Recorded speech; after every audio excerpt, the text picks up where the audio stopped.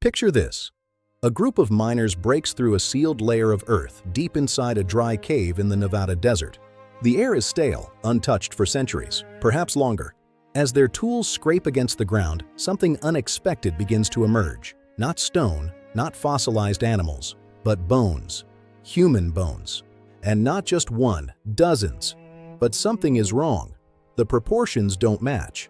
The skulls seem larger, the limbs longer. And according to early reports, some of these remains suggested individuals far taller than any normal human, figures approaching heights that feel impossible. This is where our investigation begins, not with conclusions, but with fragments, scattered across newspapers, oral traditions, and partially documented discoveries. Pieces of a puzzle that has refused to disappear, no matter how many times it has been dismissed. The location is known as Lovelock Cave in the state of Nevada. Long before miners arrived, this cave was already part of a story passed down through generations of the northern Paiute people.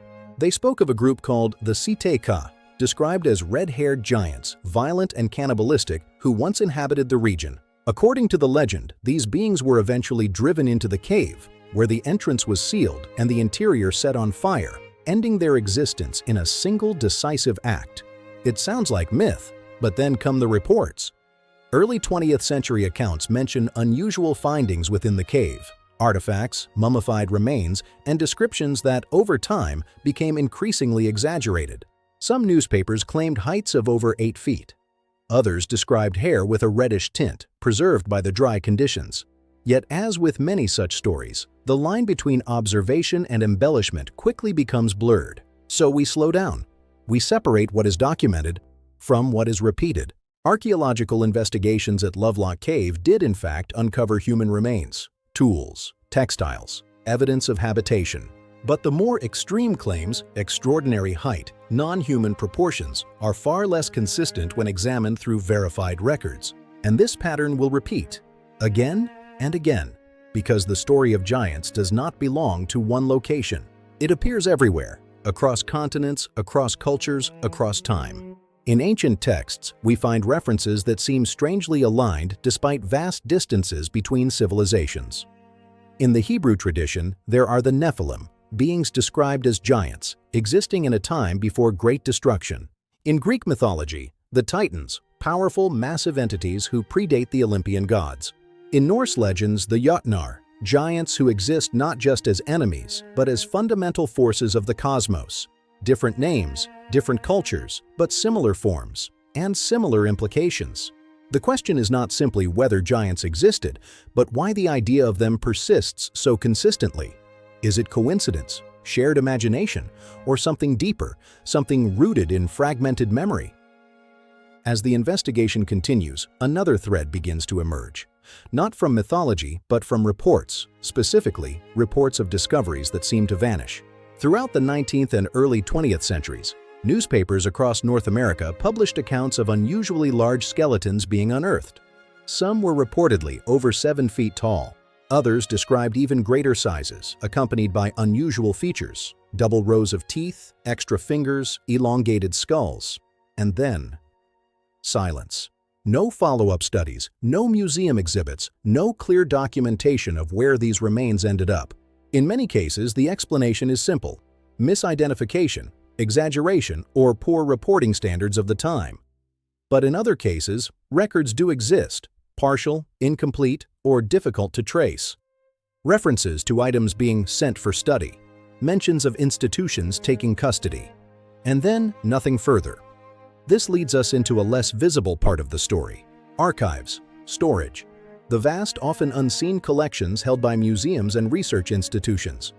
For every artifact displayed to the public, there are countless others stored away, cataloged, uncatalogued, or forgotten. The idea that discoveries could be misplaced, misinterpreted, or quietly set aside is not as far-fetched as it might seem. But does this mean something is being hidden? Or simply that not everything fits neatly into established frameworks? To answer that, we have to be careful. Because absence of evidence is not evidence of absence, but neither is it proof of concealment. And so, we continue. Expanding the scope beyond a single cave, beyond a single narrative, we begin to see a broader pattern forming across North America. particularly in the regions surrounding the Ohio and Mississippi River valleys, where thousands of ancient burial mounds once stood, constructed by cultures whose histories are still not fully understood. Early excavations of these mounds produced a wide range of findings. Among them were reports, again often from older sources, of skeletons exceeding typical human height. Some descriptions include individuals over 8 feet tall. Others mention anomalies: 6 fingers, unusual jaw structures, or what was interpreted as double rows of teeth. At first glance, these details seem to suggest something beyond normal human variation. But science offers another perspective. Certain rare medical conditions, such as gigantism or acromegaly, can result in extreme height. Polydactyly can lead to extra fingers or toes. Dental anomalies can create the appearance of additional rows of teeth. These are not common, but they are documented. The question then becomes, are we looking at isolated cases, amplified through retelling, or is there a pattern that suggests something more consistent? To explore that possibility, we have to move beyond archaeology and into biology, physics, and the limits of the human body itself.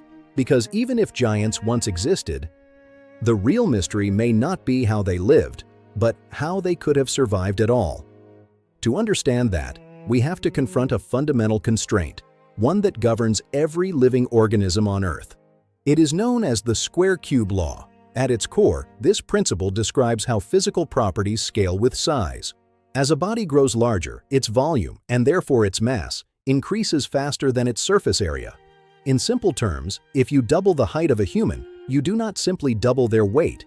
You multiply it several times over. Muscles must carry more load. Bones must support exponentially greater stress.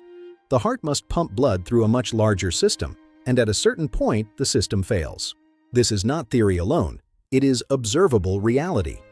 One of the most well-documented examples is Robert Wadlow, the tallest human in recorded history. Standing at 272 meters, his height was the result of a condition affecting the pituitary gland. But what makes his case important is not just how tall he became, but how fragile his body was under that scale. His bones weakened under his own weight. His circulation struggled to keep up. He required braces to walk. And ultimately, his life was cut short, not by external force, but by the internal limits of human physiology. If this is what happens at under 3 meters, then the idea of humans reaching 4, 5, or even greater heights raises serious questions. Not just about possibility, but about sustainability.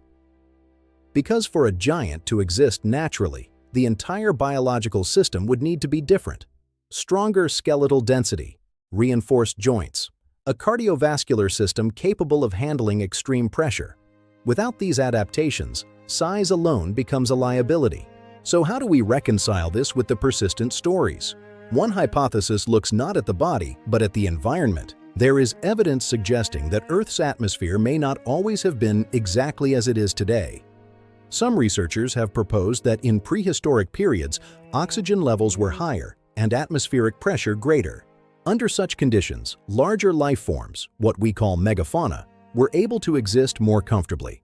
Massive insects, enormous reptiles, and mammals far exceeding the size of their modern counterparts. If the environment supports it, size becomes less of a burden. But even in those cases, the limits remain.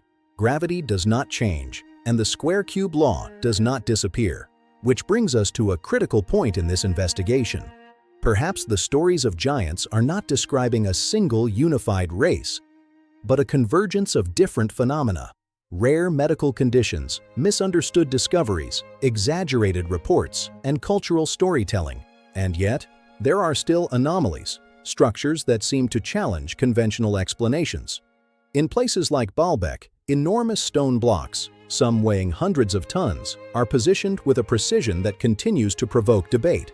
Often referred to as Cyclopean construction, these megaliths have inspired theories ranging from lost technologies to the involvement of beings far larger than modern humans.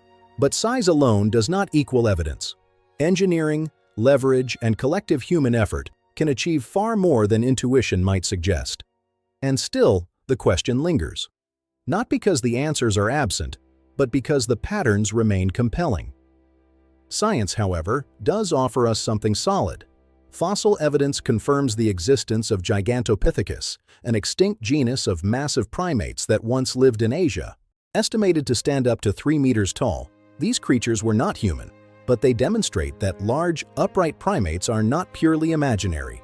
Then there are the Denisovans, an archaic human group identified through genetic analysis. Though their full physical appearance remains uncertain, their existence reveals just how incomplete our understanding of human variation still is. These are not myths, they are real, and they remind us that the human story is far more complex than a single linear narrative. But complexity does not automatically confirm the extraordinary, which leads us to one of the most controversial modern accounts, the so-called Kandahar incident. A story that surfaced in recent decades, describing a military encounter with a giant humanoid figure in a remote region. Details vary, evidence is limited, and like many such accounts, it exists in a space between testimony and verification. It is tempting to accept or to dismiss, but the truth is more demanding. It requires us to hold uncertainty without rushing to conclusion. Because in investigations like this, the most dangerous assumption is not that something is real, but that it must be. So where does that leave us? After tracing myths across continents, examining archaeological claims, exploring biological limits, and confronting both evidence and absence, one conclusion begins to take shape. The idea of giants has never truly disappeared, but it may not exist in the way we expect.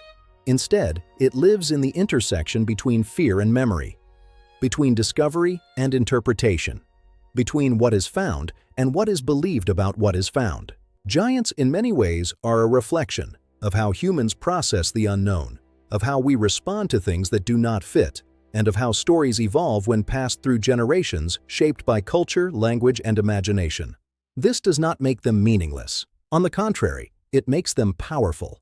Because whether or not giants once walked the earth, the persistence of their image tells us something real, not about their existence, but about ours. About our need to explain, to connect, to fill the gaps in our understanding with narratives that feel complete. And perhaps that is the final answer. Not that giants vanished, but that they were never a single truth to begin with. They were many things, fragments, misinterpretations, possibilities, and stories that continue to grow long after the bones have turned to dust. And in that sense, the giants never truly disappeared at all.